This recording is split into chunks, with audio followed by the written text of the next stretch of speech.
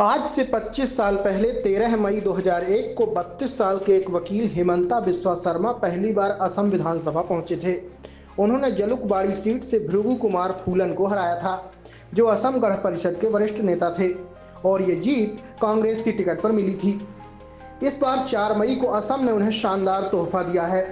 पहली बार मुख्यमंत्री के रूप में बीजेपी का नेतृत्व करते हुए शर्मा ने अपनी पार्टी को ऐतिहासिक जीत दिलाई है। बीजेपी ने जिन 90 सीटों पर चुनाव लड़ा, उनमें से 82 जीती, जबकि बीजेपी के नेतृत्व वाले गठबंधन एनडीए ने, जिसमें एजीपी और बोडोलैंड पीपल्स फ्रंट शामिल हैं, कुल 126 में से 102 सीटें जीती। ये आंकड़ा आज़ादी के बाद असम में किसी भी पार्टी को मिले तीसरे सबसे बड़े जनादेश के बराबर है।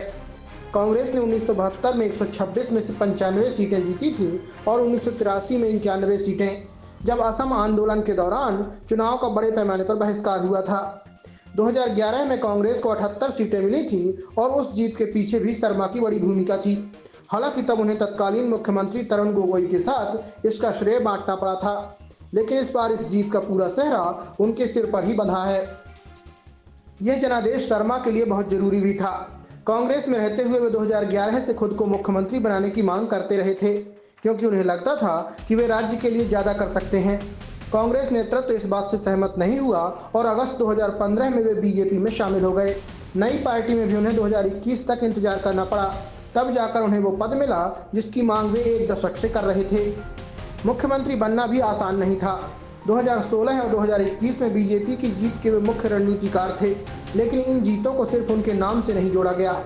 मई 2021 में उन्हें मुख्यमंत्री बनने के लिए पार्टी नेतृत्व के साथ जूझना पड़ा, जो मौजूदा मुख्यमंत्री सर्बानंद सोनोवाल को हटाने के पक्ष में नहीं था, खासकर ऐसे व्यक्ति के लिए जो सिर्फ 6 साल पहले पार्टी में आया था। इस तरह मुख्यमंत्री बनना आधी जीत थी।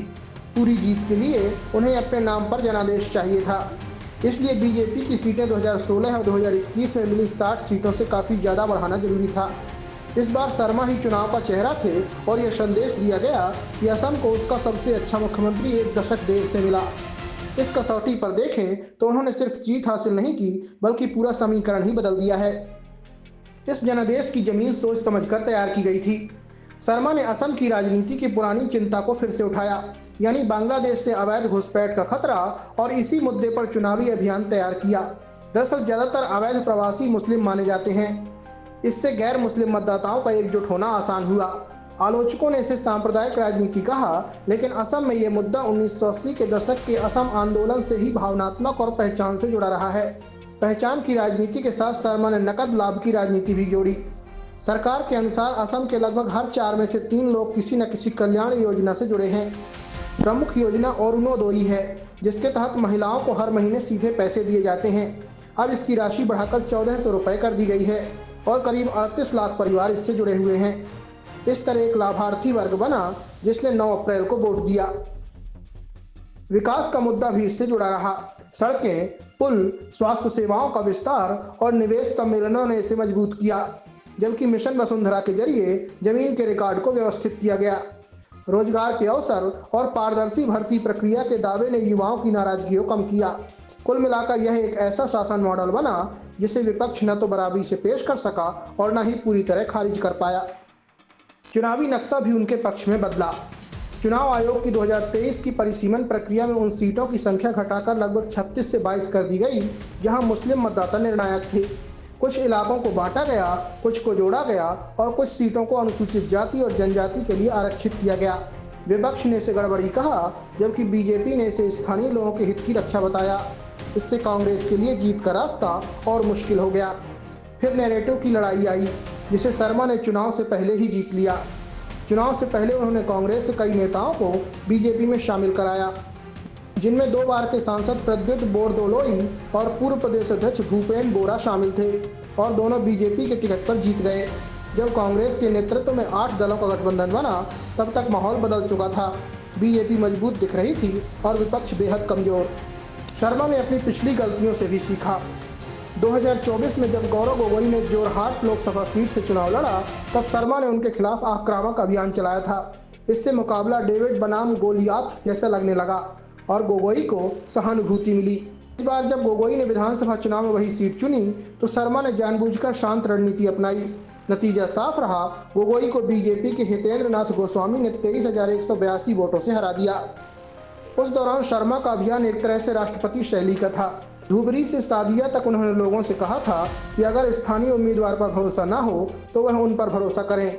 ऐसा वे इसलिए कर सके क्योंकि 2 दशकों के काम ने उनकी छवि बनाई है कि वह अपने वादे पूरे करते हैं, चाहे लोग इसे सही माने या गलत।